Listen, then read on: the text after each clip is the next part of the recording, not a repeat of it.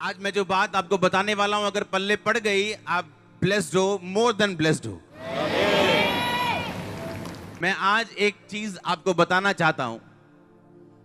अगर आप एक क्रिश्चियन हैं, यीशु मसीह के वायदों पे विश्वास करते हैं, अंगीकार करते हैं, उसके कोड़े खाने से मैं चंगा हो चुका हूं, मैं ब्लेस्ड हूं, मैं फलाना हूं, मैं ये हूं, और अगर आप रूहें बचाने में परमेश्वर के किंगडम के साथ नहीं, तो ये वायदे भी आपके लिए नहीं है।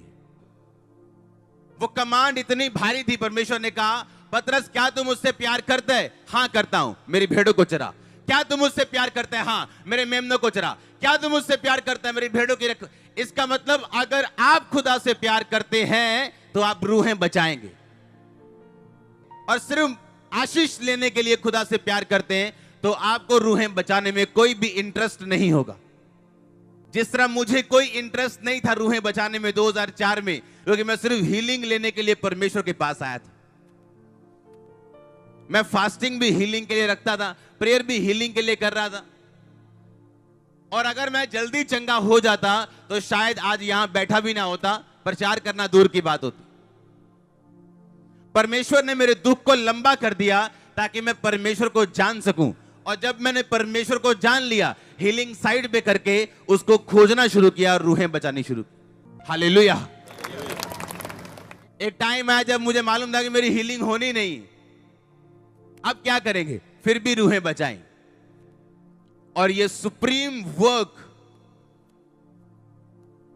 जब ये महानतम कार्य आप अपनी लाइफ में करते हैं, मुझे नहीं लगता आपकी किसी प्रार्थना का उत्तर प्रभु आपको नहीं देगा।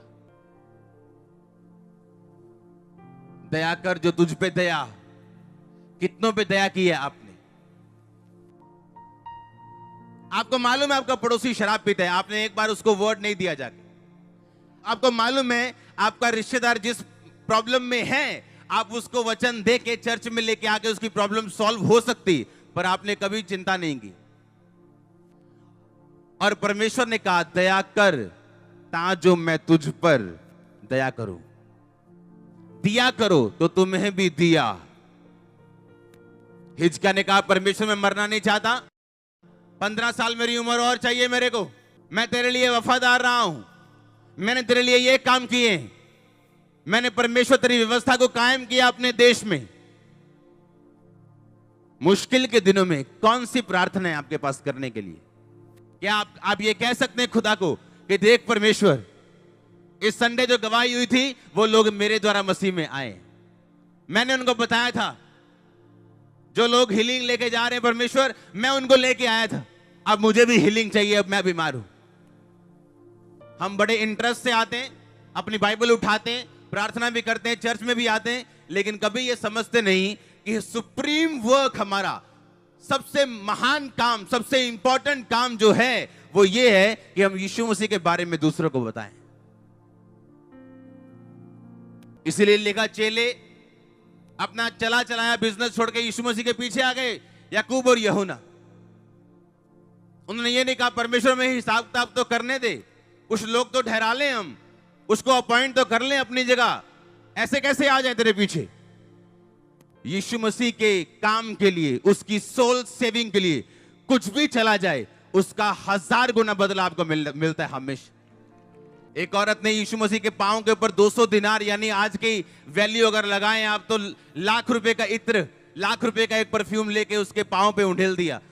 और एक चेला जो चोर था बोला, अगर गरीबों को दे देते थे अच्छा होता। यीशु मसीह कहते गरीब सदा रहेंगे, जो मेरे साथ हुआ इसको याद किया जाए कि मेरे पांव पे उंडेली की कोई महंगी चीज, तुम्हारी इंजीनियरिंग, तुम्हारी डॉक्टरी, तुम्हारे बिजनेस, तुम्हारी नौकरी, अगर तू उंडेल देगा मेरे पैरों पे तो याद की जाएगी, ये व्यर्थ नहीं होगी।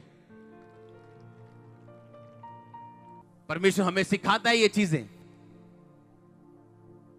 देखने में परमेश्वर निर्दयी लगता था, क्या कर रहा है परमेश्वर तू।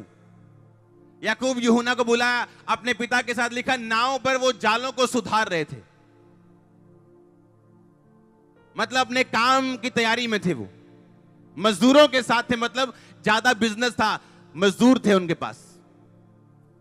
और यीशु मसीह ने कहा मेरे पीछे आओ, सब कुछ छोड़ के यीशु मसीह के पीछे हो गए।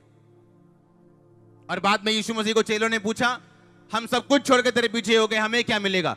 परमेश्वर ने कहा, जो तुमने माता पिता भाई बहन खेत मजदूर बिजनेस जो कुछ मेरे लिए छोड़ दिया, तुम्हें 100 गुना मिलेगा और परलोक में अनंत जीवन भी मिलेगा। क्या आपका प्राइम वर्क है ये? क्या सुप्रीम वर्क है ये?